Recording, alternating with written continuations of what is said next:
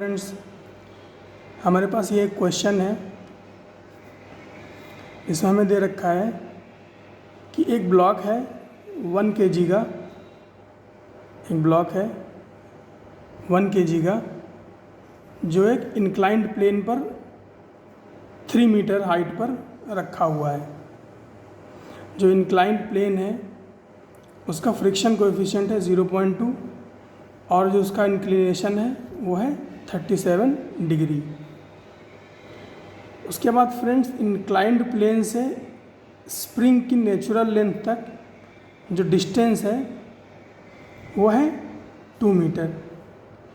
Inclined plane से spring की natural length तक जो डिस्टेंस है वो है 2 मीटर। और फ्रेंड्स, इस डिस्टेंस में का जो फ्रिक्शन कोएफिशिएंट है वो है 0.5। हमसे कह रहा है कि स्प्रिंग कांस्टेंट जो है वो है 50 न्यूटन पर मीटर। हमसे कह रहा है कि अगर इस ब्लॉक को यहाँ से ड्रॉप फ्रीली स्लाइड करने दिया जाए तो ये स्लाइड करके नीचे आएगा, स्प्रिंग तक पहुँचेगा। तो ये स्प्रिंग को कितना कंप्रेस करेगा? अगर स्प्रिंग का कंप्रेशन x है तो उस x की वैल्यू बताओ। वही क्वेश्चन में कहा है, find the value of x when 1 kg left to slide freely up to the spring and compress it। तो आइए देखते हैं कैसे करना है इसको। इस क्वेश्चन को भी फ्रेंड्स करना है कंजर्वेशन ऑफ एनर्जी थ्योरम से। तो मान लेते हैं फ्रेंड्स, इसका कंप्रेशन क्या है x और इसकी इनिशियल वेलोसिटी क्या है 0 और फाइनल वेलोसिटी भी क्या होगी 0। तो फ्रेंड्स, हमारे पास जो इक्वेशन, क्योंकि कोई एक्सटर्नल फोर्स नहीं है, एक्सटर्नल फोर्स कोई नहीं है, तो जो हमारे पास कंजर्वेशन ऑफ एनर्जी की थ्योरम बनेगी वो बनेगी work done by friction equal to final kinetic energy plus final potential energy minus initial kinetic energy plus initial potential energy. Okay friends, अब ये जो वर्क डन बाई फ्रिक्शन है ये inclined plane पे अलग है और हॉरिजॉन्टल प्लेन पे अलग है। ओके फ्रेंड्स, तो अगर हम बात करें work done by friction on inclined plane तो कितना होगा फ्रेंड्स? ये 3 मीटर है, ये 37 डिग्री है। और फ्रेंड्स 37 डिग्री वाले ट्रायंगल में अगर ये जो परपेंडिकुलर है ये अगर 3 मीटर होता है तो बेस होता है 4 मीटर और हाइपोटेन्यूज कितना होता है 5 मीटर। तो फ्रेंड्स इंक्लाइंड प्लेन पे ये कितना चलेगा 5 मीटर चलेगा। तो work done by friction F inclined equal to 5। और फ्रेंड्स इंक्लाइंड प्लेन पे फ्रिक्शन की जो वैल्यू होगी, फ्रिक्शन फोर्स की जो वैल्यू होगी वो कितनी होगी? वो होगी म्यू इंटू mg cos 37। क्योंकि फ्रेंड्स इसका जो 1 kg मास है ये mg लग रहा होगा नीचे की तरफ, ग्राउंड की तरफ। अब इसके 2 कंपोनेंट लेने पड़ेंगे, एक इंक्लाइंड प्लेन की तरफ चला जाएगा, दूसरा परपेंडिकुलर टू इंक्लाइंड प्लेन होगा। उसी की वजह से क्या आएगा? उसी की वजह से फ्रिक्शन आएगा। तो फ्रेंड्स क्या लिखा है? F inclined is equal to minus mu M G cos 37। Cos वाला कंपोनेंट की वजह से आएगा फ्रिक्शन इंटू 5 क्या है? डिस्प्लेसमेंट है। और फ्रेंड माइनस क्यों लिया है? क्योंकि फ्रिक्शन डिस्प्लेसमेंट के ऑपोजिट डायरेक्शन में लग रहा है। तो इसकी वैल्यू कितनी हो जाएगी?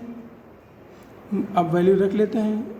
म्यू की वैल्यू है 0.2, एम की वैल्यू है 1, जी की वैल्यू है 10, कॉस 37 है 4/5 और ये 5 क्या है? डिस्प्लेसमेंट। इसको फ्रेंड्स मल्टीप्लाई करेंगे तो आएगी वैल्यू -8। ओके फ्रेंड्स, अब बात करते हैं work done by friction on horizontal plane.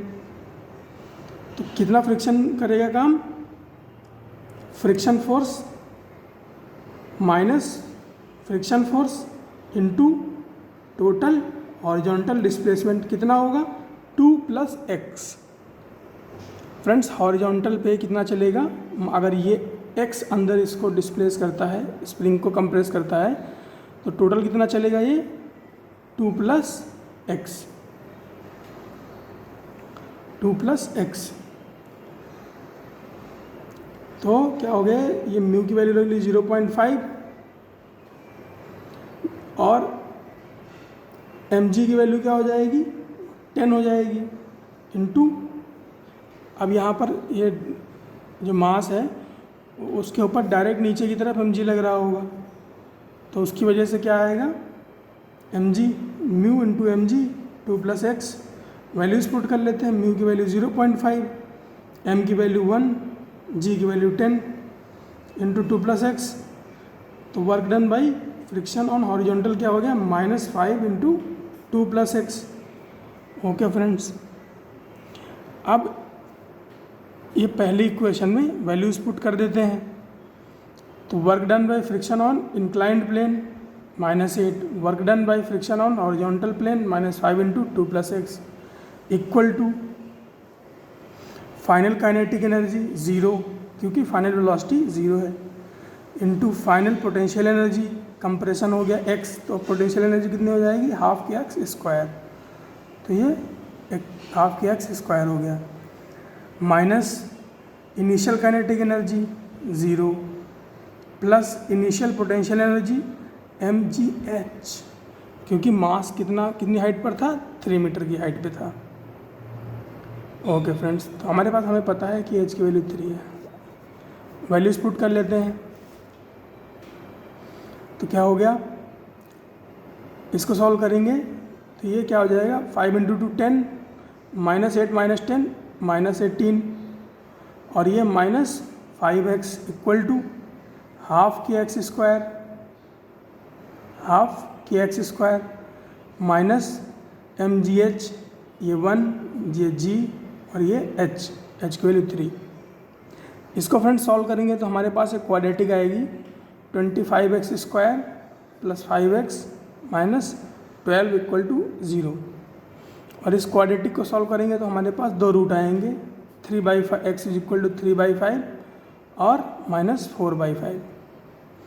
अब फ्रेंड्स ये -4/5 तो पॉसिबल नहीं है, इसीलिए x की जो वैल्यू होगी वो हो जाएगी 3/5 मीटर।